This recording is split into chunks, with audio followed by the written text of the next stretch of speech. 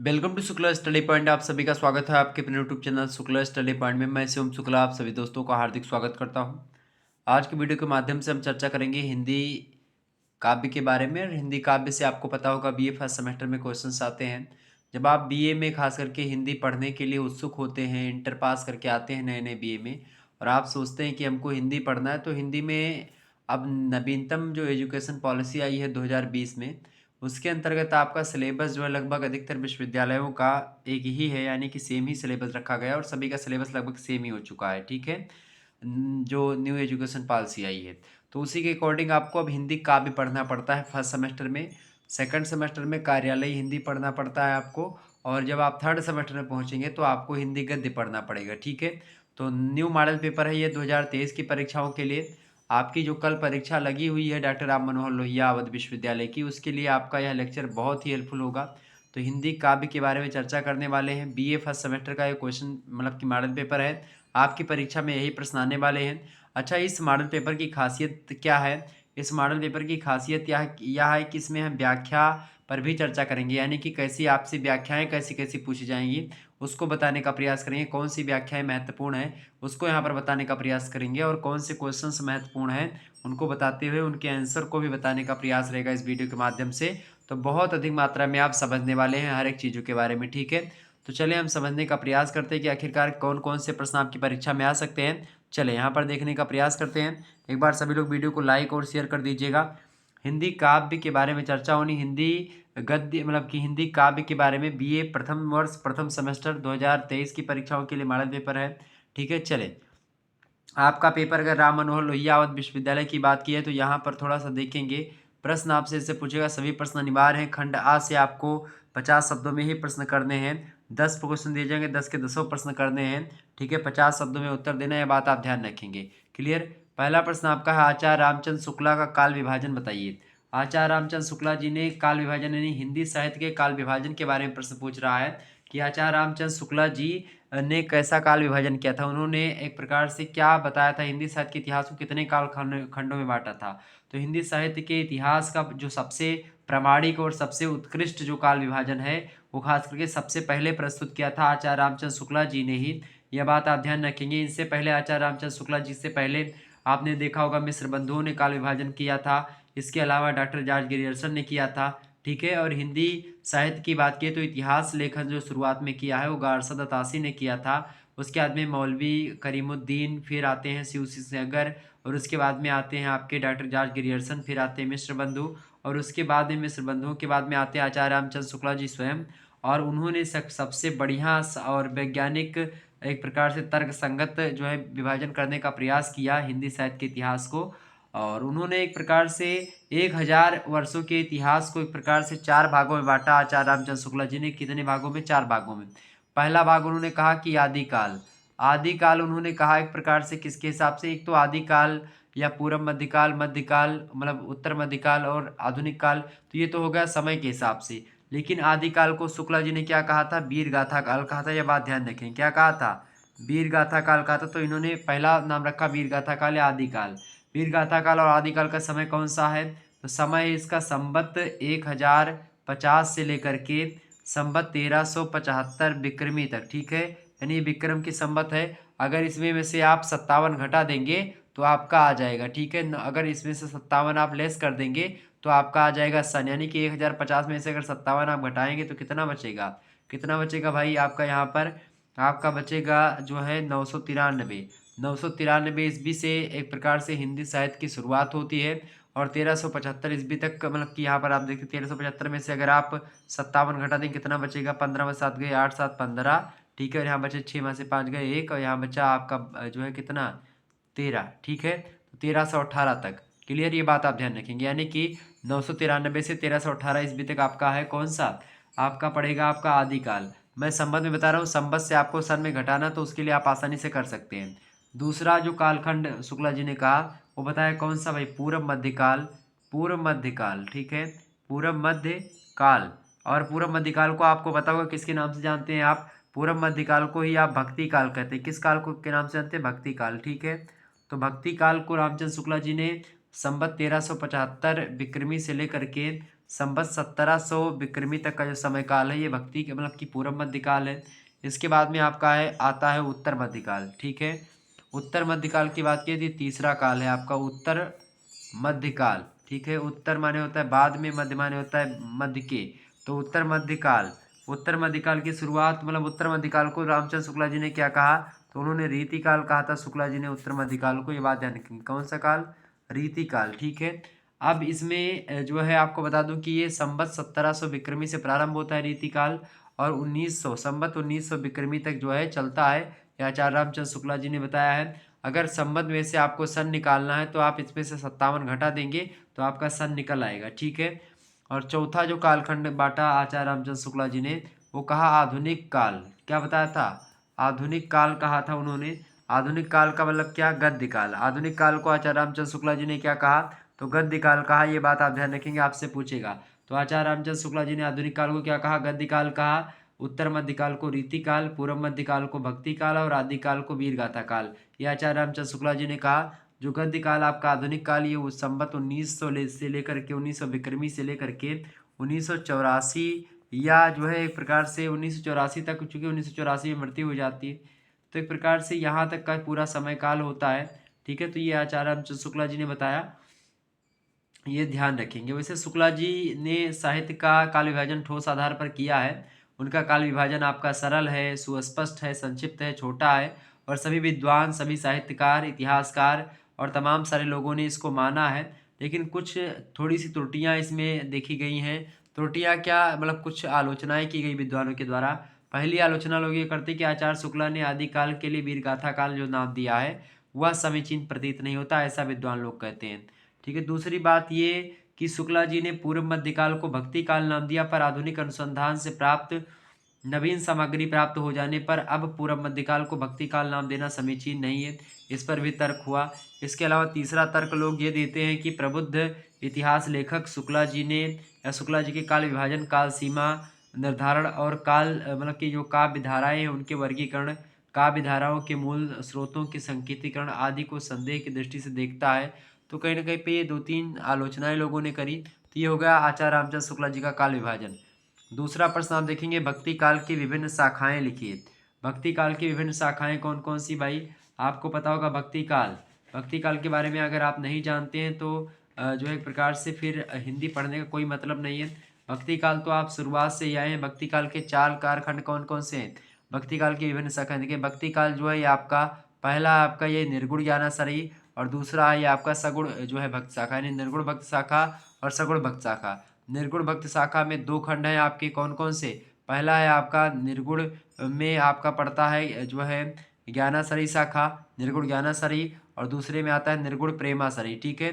ज्ञानासरी के प्रवर्तक कौन आपके, जैसे कबीर दास हो गए। प्रेमासरी के मलिक मोहम्मद जायसी या फिर अन्य जो विद्वान हैं प्रेमाख्यानक काव्य परंपरा के वो लोग, ठीक है। बात की जाए सगुण भक्ति शाखा की, सगुण भक्ति शाखा भी 2 भागों में आपकी बढ़ती है। एक तो आपकी श्री कृष्ण मतलब की कृष्ण भक्ति शाखा, और दूसरा आपकी राम भक्ति शाखा, ठीक है।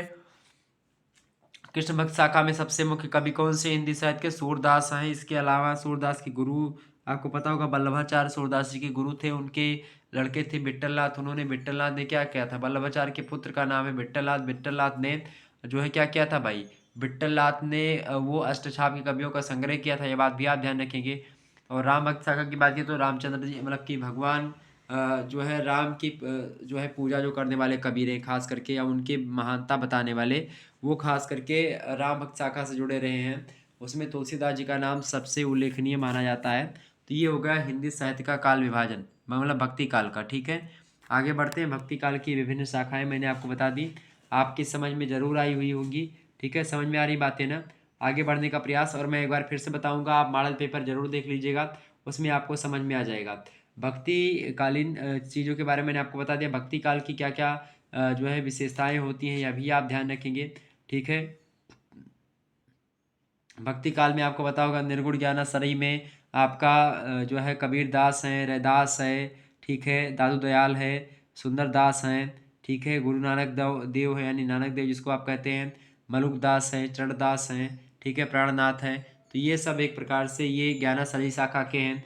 इसके अलावा बात की जाए प्रेमासरई की, तो प्रेमासरई में कौन कौन से आते हैं लोग, प्रेमासरई में आपको पता होगा जायसी हो गए, कुतुबन, मंझन, उस्माद, नूर मोहम्मद, मुल्ला दाऊद शेख, रहीम, कासिम शाह, हुसैन अली शेख निसार, ये सब आते हैं। ठीक है, तो और इसकी ये सब आपका समझ में आ रही बात है ना।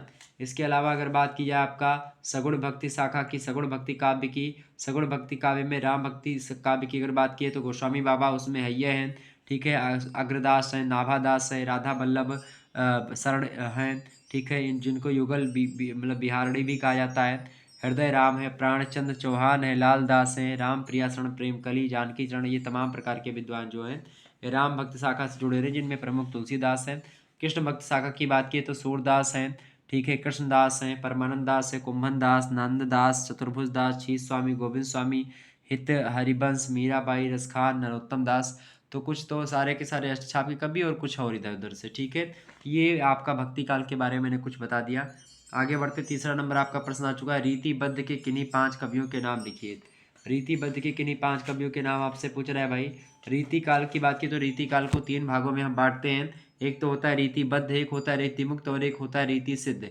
रीतिबद्ध जो काव्य होते हैं ऐसे कवि या फिर ऐसी रचनाएं जो क्या होती है, मतलब रीतिबद्ध काव्यधारा के वे कवि कहलाएंगे ऐसे कवि जो कि एक प्रकार से रीतियों में बंद करके रचनाएं लिखते हैं, यानी कि रस छंद अलंकार का विशेष ध्यान देते हैं, उनको रीतिबद्ध काव्यधारा से जोड़ा गया। इसके अलावा एक आती है रीति जो है मुक्त काव्यधारा। रीति मुक्त काव्यधारा में जैसे घनानंद हो गए, इनका नाम आता है।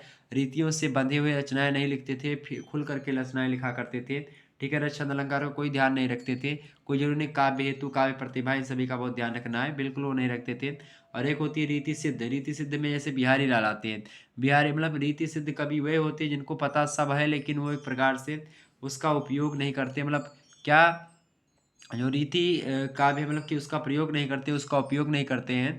तो एक प्रकार से रीति सिद्ध वही है। बिहारी लाल जो है वो रीति सिद्ध कवि है। ठीक है, और केशवदास जो आपके पाठ्यक्रम में संकलित है वो आपके रीतिबद्ध हैं, और बिहारी लाल रीति सिद्ध, और घनानंद आपके पाठ्यक्रम में संकलित हो। घनानंद आपके कौन है, मतलब कि घनानंद कौन है, घनानंद कौन है भाई, तो घनानंद जो है वो प्रेम के पीर कवि भी उनको कहा जाता है घनानंद को, ये बात भी आप ध्यान रखेंगे। तो घनानंद जो है एक प्रकार से वो रीति मुक्त परंपरा से जुड़े रहे हैं। ठीक है, तो ये एक प्रकार से ये रीतिबद्ध से 5 कवियों के नाम आपसे पूछ रहा है, फटाफट से बताने का प्रयास करेंगे। रीतिबद्ध काव्यधारा के 5 कवियों के नाम बताइए भाई, फटाफट से बताने का प्रयास करेंगे एग्जाम में। तो रीतिबद्ध की बात किया तो आचार्य विश्वनाथ प्रसाद मिश्रा रीतिबद्ध काव्यधारा के बारे में कहते हैं कि रीतिबद्ध अथवा रचना मतलब बताना मतलब कि लगभग जो लक्षण और उदाहरण से युक्त होती है रचना, ऐसी रचना जो कि लक्षणों और किससे रीतियों से और उदाहरणों से युक्त होती है उसको रीतिबद्ध या फिर रीतिबद्ध काव्यधारा कहते हैं। ठीक है, ध्यान में रखेंगे इन चीज़ों को। वैसे बात की जाए तो यहाँ पर जैसे कि सबसे फेमस नाम आता है आपका, जैसे कि आचार्य केशवदास हो ही गए। ठीक है, चिंतामणि हो गए, भिखारी दास हो गए, कुलपति मिश्रा हो गए, श्रीपति हो गए, देव हो गए, प्रताप शाही हो गए, पद्माकर हो गए, तमाम प्रकार के विद्वान जो हैं इसमें आते हैं। रीतिबद्ध मतलब रीति सिद्ध काव्यधारा की बात की तो रीति सिद्ध काव्यधारा में आपको बता दूं कि इसमें बिहारी लाल हैं, बेनी है, कृष्ण कवि हैं, रसनिधि हैं, नृपशंभु, निवाज, हटीजी, इसके अलावा पूजनेश, द्विजदेव, ये सब लोग जो हैं ठीक है, राम सहाय दास, तो ये सब रीति सिद्ध कवि हैं। इसके अलावा रीति मुक्त काव्य परंपरा की बात की तो घनानंद, आलम, ठाकुर, बोधा, ये सब जो है ये रीति मुक्त परंपरा से हैं। ठीक है, आगे बढ़ते हैं। चौथा नंबर प्रश्न आपका आ चुका है, भारतेंदु युग के प्रमुख रचनाकारों के नाम बताइए। भारतेंदु युग के प्रमुख रचनाकारों के नाम फटाफट से बताने का प्रयास करेंगे भाई। भारतेंदु युग के प्रमुख रचनाकारों के नाम फटाफट से बताने का प्रयास करेंगे। भारतेंदु युग के प्रमुख रचनाकारों के नाम बताइए, सभी लोग बताने का प्रयास करेंगे। भारतेंदु युग के प्रमुख रचनाकार कौन कौन है भाई। देखिए, भारतेंदु युग के प्रमुख रचनाकार में जिससे आपके हो गए जो है मुंशी सदा सुखलाल। ठीक है, उनकी रचना है आपका सुख सागर। इसके अलावा लल्लू लाल हो गए, प्रेम सागर लिखा उन्होंने, ये सब पर भारतेंदु युग के ही हैं। इसके अलावा अंबिका दत्त व्यास हैं, कंसबद्ध नाम का रचना लिखी। इसके अलावा सदल मिश्रा ने नासकेतोपाख्यान लिखा। योग भास वशिष्ठ किसने लिखा, राम प्रसाद निरंजनी ने लिखा। तो ये सब एक प्रकार से भारतेंदु युग के ही कवि हैं। इसके अलावा बद्रीनाथ चौधरी, प्रेम घन, फूलों का गुच्छा, बकरी बिलाप, ऊर्जा मतलब कि उर्दू का स्यापा, तमाम प्रकार की रचनाएं इनकी आती हैं बद्रीनाथ चौधरी प्रेम घन की। वैसे भारतेंदु हरिचंद का है ये रचनाएं। भारतेंदु हरिचंद की रचनाएं उर्दू का सियापा, बकरी बिलाप, फूलों का गुच्छा, ये सब भारतेंदु हरिचंद की रचनाएं हैं। बद्रीनाथ चौधरी प्रेमखंड की रचनाएं हैं आपके जीर्ण, मतलब कि जीर्ण जनपद, आनंद, अरुणोदय, इसके अलावा हार्दिक, ठीक है, हार्दिक हृदय, मतलब कि हर्षादर्श, मयंक महिमा, अलौकिक लीला, ठीक है।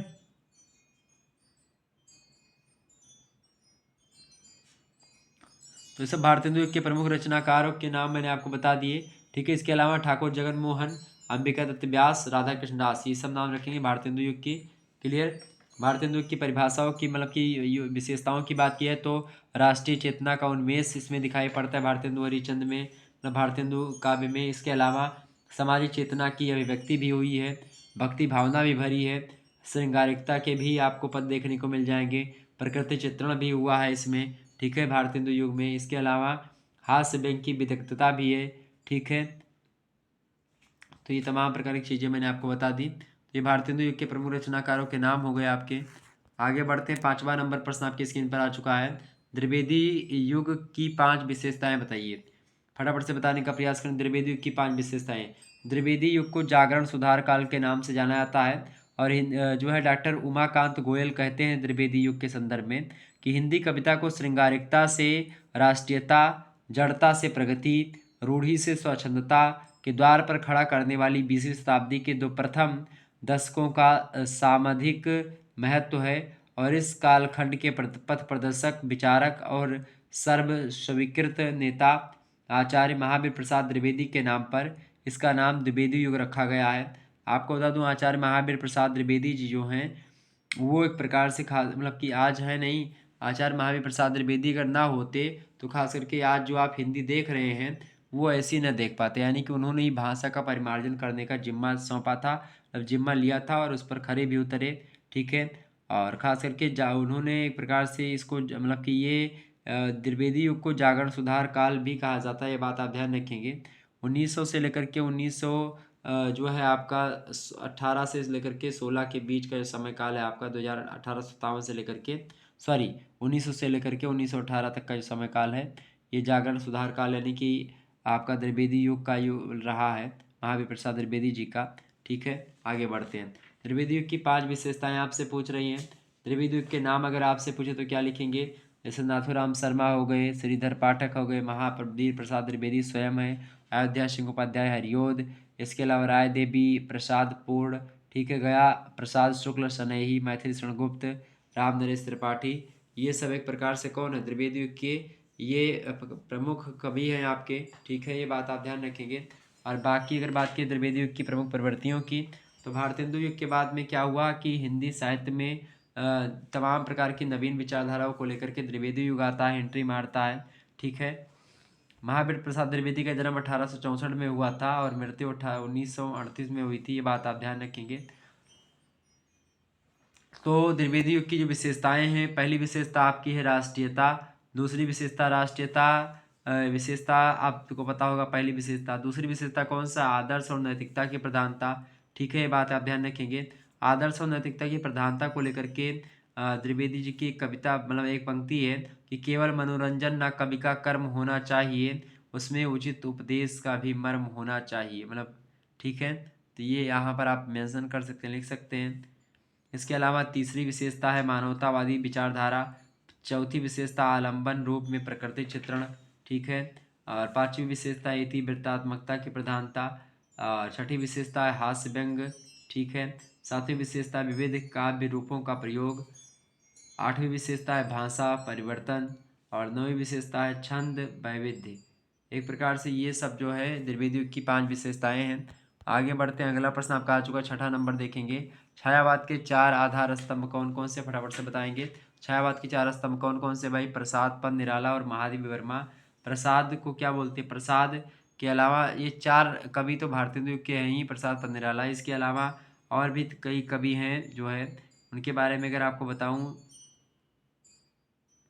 और भी कवि हैं आपके, जैसे कि माखनलाल चतुर्वेदी हो गए, ठीक है, सियाराम शरण गुप्त हो गए, बालकृष्ण शर्मा जो है नवीन, इसके अलावा सुभद्रा कुमारी चौहान, उदय शंकर भट्ट, ये सब जो हैं आपके छायावादी कवि हैं। जयशंकर प्रसाद निराला, पंत, महादेवी वर्मा, राम कुमार वर्मा, ठीक है, हरिवंश राय बच्चन, नरेंद्र वर्मा, उदय शंकर भट्ट, मोहनलाल मेहता वियोगी, ये सब कहीं ना कहीं पे आप देखेंगे तो ये छायावादी कवि ही हैं। क्लियर, ये बात आप ध्यान रखेंगे। प्रश्न आपसे पूछा छायावाद के 4 स्तंभ, तो प्रसाद पर निराला और महादेव वर्मा, आपका हो गया काम, अभी इस प्रश्न का उत्तर हो जाएगा।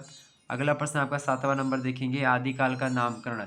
आदिकाल के नामकरण के बारे में मैंने आपको बताया था, अगली परीक्षा 2022 वाले में आपने देखा होगा। आदिकाल की अगर बात की तो आदिकाल के नाम को लेकर के विद्वानों में मतभेद रहा है। आचार्य हजारी प्रसाद द्विवेदी कहते हैं कि हिंदी साहित्य का मतलब हिंदी साहित्य का आदिकाल सबसे विवादाग्रस्त कालखंड है। शायद ही भारतवर्ष के साहित्य के इतिहास में इतने विरोधों अंतर व्याघातों का युग कोई और रहा हो। यह आचार्य हजारी प्रसाद द्विवेदी का कोटेशन है। ठीक है। वैसे नामकरण की बात की है तो जो है आदिकाल खास करके 1050 विक्रमी से लेकर के 1000 मतलब कि 1357 विक्रमी तक माना जाता है। ठीक है। आदिकाल तो खास करके हिंदी के लेखकों ने अपने अपने ढंग से रचनाएं लिखी हैं, मतलब कि अपने विद्वानों ने अपने अपने ढंग से इसको कहा है, अपने अपने नाम दिए हैं। ठीक है। तो भक्ति काल के मतलब आदिकाल की अगर बात की है तो इसमें इसका नाम जो है डॉक्टर जॉर्ज ग्रियर्सन क्या देते हैं, डॉक्टर जॉर्ज ग्रियर्सन इसका नाम चारण काल कहते हैं। ठीक है। चारण काल किसको कहते हैं, डॉक्टर जॉर्ज ग्रियर्सन ने चारण काल कहा। और दूसरी बात है जो है मिश्र बंधुओं ने प्रारंभिक काल कहा। आचार्य हजारी प्रसाद द्विवेदी एवं डॉक्टर रमाशंकर शुक्ल रसाल ने इसको आदिकाल कहा। डॉक्टर राम कुमार वर्मा ने इसको संधि काल कहा, और मतलब चारण काल भी कहा था। और मतलब कि राहुल शंकरत्यान ने इसको क्या कहा, सिद्ध सामंत काल कहा। और डॉक्टर राम कुमार वर्मा ने इसको संधि काल और चारण काल दोनों पर लगाया। ठीक है। तो ये आदिकाल की कुछ मतलब नामकरण हो गया आपका। आगे बढ़ते हैं, विद्यापति की रचनाएं लिखिए। विद्यापति की रचनाएं आपसे पूछ रहा है, बढ़िया प्रश्न है भाई। विद्यापति की रचनाएं आपसे पूछ रहा है, तो विद्यापति की रचनाओं की बात किया है तो विद्यापति जो है मुख्य रूप से संस्कृत, प्राकृत और अपभ्रंश तीनों भाषाओं में रचनाएं लिखते थे। ठीक है। इनकी जो है संस्कृत भाषा की रचनाएं जो हैं वो एक प्रकार से 12 रचनाएं हैं प्रमाणिक। ठीक है। 12 रचनाएं जो कि उपलब्ध हैं। पहली है भू परिक्रमा, दूसरी है आपकी पुरुष परीक्षा, तीसरी है लिखनावली, चौथी है शैव सर्व स्वा मतलब कि स्वसार, पांचवा है आपका जो है शैव सर्व स्वा मतलब स्वसार प्रभु प्रमाणभूत पुराण संग्रह, ये भी एक प्रकार से रचना इनकी है। इसके अलावा गंगा वाक्यावली भी इन्हीं की रचना है, गोरख मतलब विद्यापति की। इसके अलावा विद्याधर मतलब विभा सागर, दान वाक्यावली, दुर्भाग्य मतलब कि दुर्गा भक्ति तरंगड़ी, गया पत्तलक। ठीक है। इसके अलावा वर्ष कृत्य, मणिमंजरी, सब एक प्रकार से ये सब क्या है, ये सब रचनाएं लिखी किसने, विद्यापति जी ने। ये सब संस्कृत भाषा में लिखी गई रचनाएं हैं। इसके बाद में आपकी आती है अवहट्ट भाषा की लिखी हुई रचनाएं। अवहट्ट की रचनाओं में आपका कीर्तिलता और कीर्ति पताका दो मिलते हैं। और इसके अलावा अगर बात की जाए जो है मैथिली की रचनाओं की, तो मैथिली भाषा में विद्यापति के पद मिलते हैं जिनका संग्रह समय समय पर किया गया है। यद्यपि इनकी संख्या लगभग 900 है, फिर भी इसमें से आप देखते हैं कि पाठ्यांतर प्राप्त होने वाले यह पद जो है खासकर विभिन्न कालखंडों में लिखे गए हैं, और इन्हीं पदों के आधार पर विद्यापति महिमा मंडित हैं। तो कहीं ना कहीं पे आप देखेंगे कि ये विद्यापति की कई भाषा में रचनाएं हैं और उसको लेकर के विद्वानों ने माना भी। अगला प्रश्न आपका 9वां नंबर है, तुलसीदास जी की कितनी रचनाएं प्रमाणिक हैं।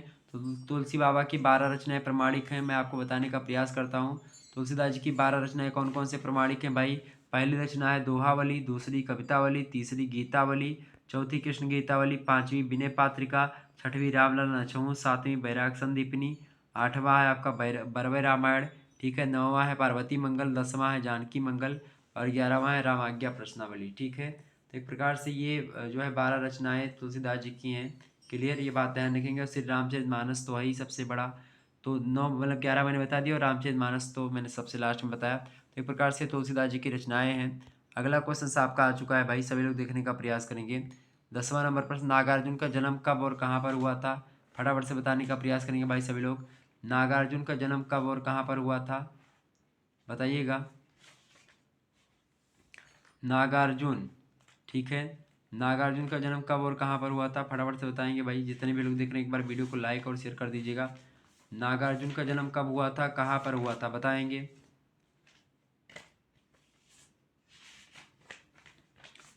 नागार्जुन जो है खास करके प्रयोग आदि कविता के उन्नायक और प्रवर्तक माने जाते हैं। नागार्जुन का जन्म जो हुआ था ये 1921 ईस्वी में हुआ था। ज्येष्ठ मास की पूर्णिमा थी उस दिन, यानी मई का महीना था।